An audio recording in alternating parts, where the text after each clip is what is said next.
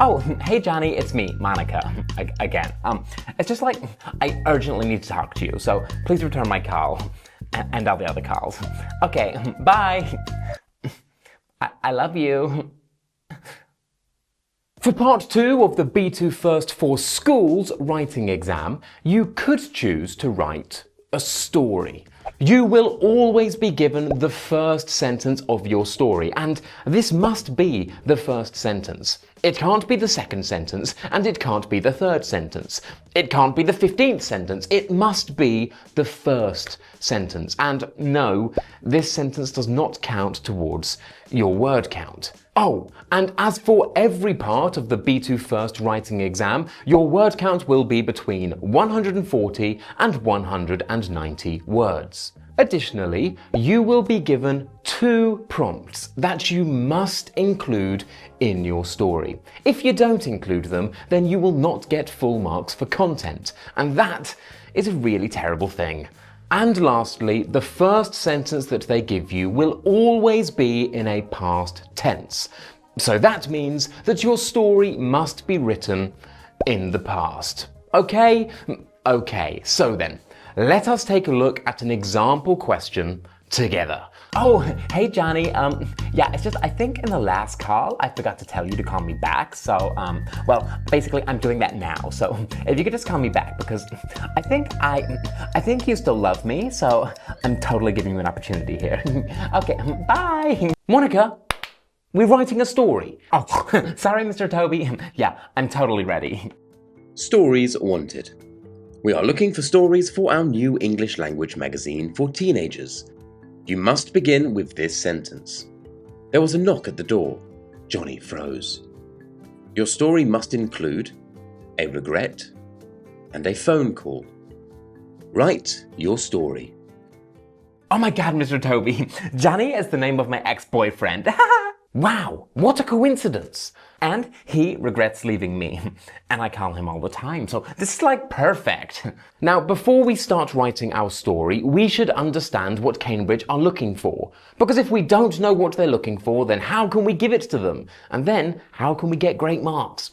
We can't. So, what are Cambridge looking for? Something sexy, but not too intimidating. What are you No! Cambridge state that they would like you to write a coherent story with a clear storyline. They also state that you need to effectively engage the interest of the target reader and also show a good understanding of how to use narrative tenses. And doing all of these things is actually really easy. It all comes down to structure. Yeah, totally, Mr. Toby. Like, a story needs a beginning and a middle and an end. That's like obvious. No, that's not what I mean. Well, I guess it kind of is, in a way. Instead of thinking about a beginning, a middle, and an end, think about these 4 things instead. Number 1, building context. Number 2, building suspense. Number 3, a climax. And number 4, a resolution or a twist. But Mr. Toby, I don't want to write a story like this. I want to write a story with my own artistic vision. Yeah, Monica, but this isn't a work of art. Instead, we're trying to satisfy those disgusting Cambridge examiners. Context allows us to use past perfect tenses to talk about what happened before our opening sentence, before the sentence that Cambridge gives us. This allows us to use narrative tenses, which is incredibly important, and it also allows us to keep the target reader informed. We're telling them what's going on. Then we build suspense, and this engages the interest of the reader. They're going to be thinking, oh my gosh, what is going on? What is going to happen? I can't wait to find out, so I'm going to keep reading. Then we hit them with a climax. This is the most emotional and exciting part of the story. And finally, we have a resolution or a twist, an ending. And that's because this is a story, and every story needs an ending. So then, let us begin. Let us start with creating some context. Remember, we have already been given our first sentence. There was a knock at the door. Johnny froze. We now need to add some context that adds some additional information to this sentence. And to do this, I want you to always use the past perfect and the past perfect continuous to talk about what happened before this first sentence. Oof. The examiners are going to read this and say, oh my goodness, this person already knows the past perfect. I may as well just quit now and give them an A. I don't know, Mr. Toby. That sounds kind of complicated. No, it's really easy because your first sentence will always be in the past simple or the past continuous. And so we use a past perfect sentence to talk about what happened before these actions. Simple. Remember, we use the past perfect to talk about what happened before a point in the past. So in this case, we'll be using the past perfect to talk about what happened before there was a knock at the door. Oh, and the grammar of the past perfect is really easy. Subject plus had plus past participle. Oh yeah, and the past perfect continuous is also really easy.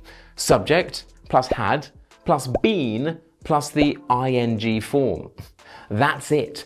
And we use the past perfect continuous to emphasize that an action had a long duration. That's it. We're just emphasizing a duration, okay? Okay. And to make things even easier for you, I'm going to give you a past perfect continuous sentence that you should use in every single story that you write. Subject had been feeling X until plus past simple. I had been feeling sad until I started watching the Smash English video. So then, Monica, let us try and add some context by using these two tenses. Okay? Got it. Okay. Let's go.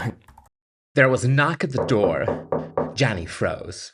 He had just showered and had been feeling calm until the sound echoed hauntingly through the corridor. Yeah, Johnny has a great body, Mr. Toby, so I think we could really maintain the interest of the target reader by having the target reader imagine him naked. Here, Monica has used the past perfect and the past perfect continuous to talk about what happened before Johnny heard the knock. Notice how she has used the he had been feeling X until plus past simple. This is so easy to do, and it's a great way to insert a complex narrative tense. So, try to do this in every story you write. Also notice how Monica uses the adverb hauntingly. Adverbs are a great way of engaging the target reader, so try to use them when you can. Excellent. Please remember, Cambridge explicitly state that they are looking for your ability to use narrative tenses. These are the past simple, the past continuous, the past perfect, and the past perfect continuous. So I would like you to at least use one example of each in your writing. It's really that important. And I've given you a great structure to use to knock off the past perfect and the past perfect continuous in your first sentence. So, do it. Okay, good. Now we have built some context. We need to move on to part 2 of our story, and that is building suspense. We must do this because it ensures that the target reader wants to keep reading our story. We want to make the target reader think, oh my gosh, what's going on? What's going to happen? I'm so excited. I want to reach the climax. Yeah, basically, Mr. Toby, I'm gonna make it super mysterious. Like, who is the person knocking at the door? And what is the connection between the characters? Oh, also, I'm gonna add in my regret here too. So I'm also gonna use one of the prompts. Check. Okay, so let us have a look at what Monica has written. He looked anxiously towards the door. He knew who it was. Her. Did she know he was in? He thought. Johnny, open up. I know you're in there. He had his answer. His mind immediately transported him to the past. Her face, her beautiful smile, her body. How could he have let her go? Her body. Oh my goodness, Mr. Toby. I'm such a naughty girl. Here we have two more adverbs, anxiously and immediately. Good. Additionally, notice how Monica has not named who the person knocking is. Instead, she has just used the object pronoun, her. This is a good way of building suspense. It encourages the reader to continue reading to find out more. We also have a rhetorical question, which serves to introduce a regret and add additional mystery to the story. What happened between these two people? Oof, I cannot wait to read more to find out.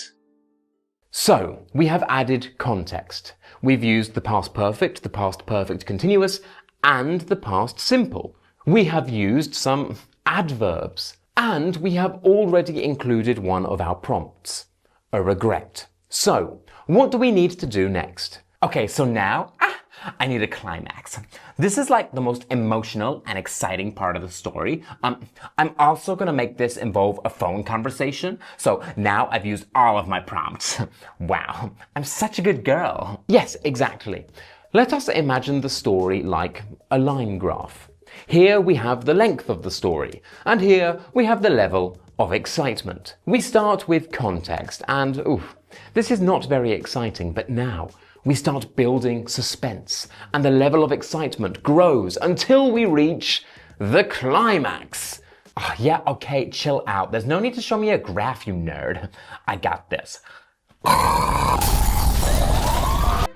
He snapped back to reality. His phone was vibrating in his pocket. He lifted it to his ear, but said nothing. I need you, Johnny. I want you back. Suddenly, tears began streaming down his face. I need you too, he screamed. I'm so sorry. I'll do anything to have you again. But then silence. Oh my god, this is just so emotional. Poor Johnny. I'm gonna make myself cry. Monica has used the past continuous here, so now we have successfully used every narrative tense. We also have another adverb, suddenly.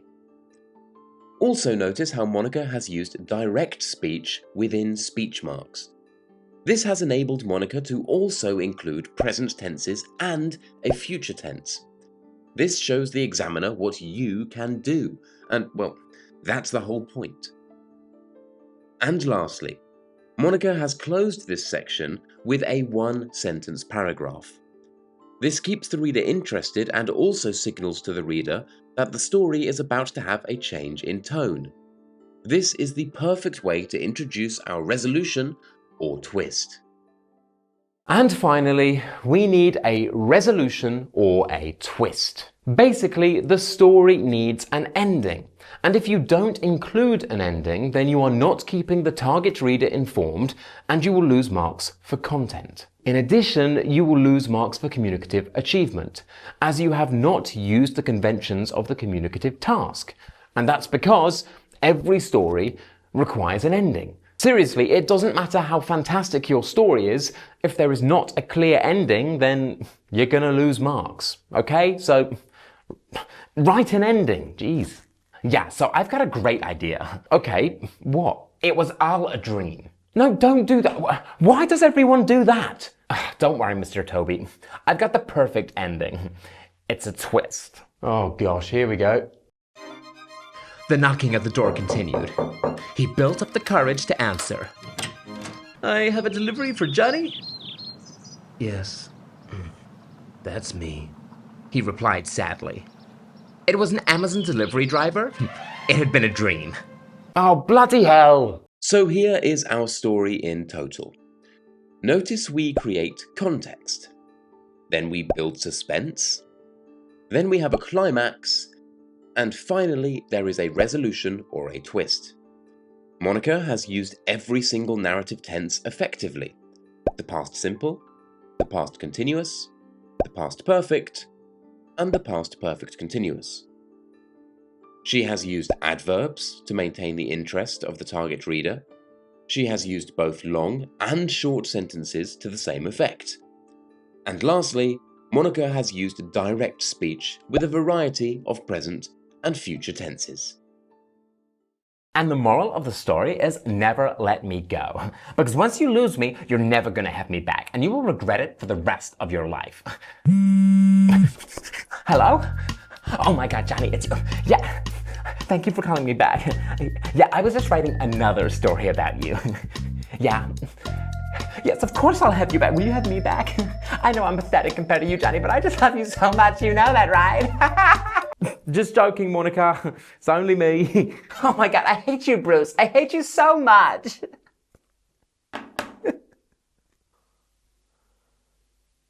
And there we have it. To write the perfect story for the B2 First for Schools Cambridge exam, ensure that you add context, ensure that you build suspense, ensure that you reach a climax, and ensure that you include a resolution or a twist. You need to include every single narrative tense at least once. That's the past perfect, the past perfect continuous, the past simple, and the past continuous. Also, vary your sentence lengths. Include adverbs, adjectives. Use direct speech in a variety of tenses. It's your job to show the examiner what you can do. And with that, we've finished. If you liked the video, don't forget to smash that like button, subscribe if you haven't already, leave a comment down below. My name is Toby, and this was Smash English.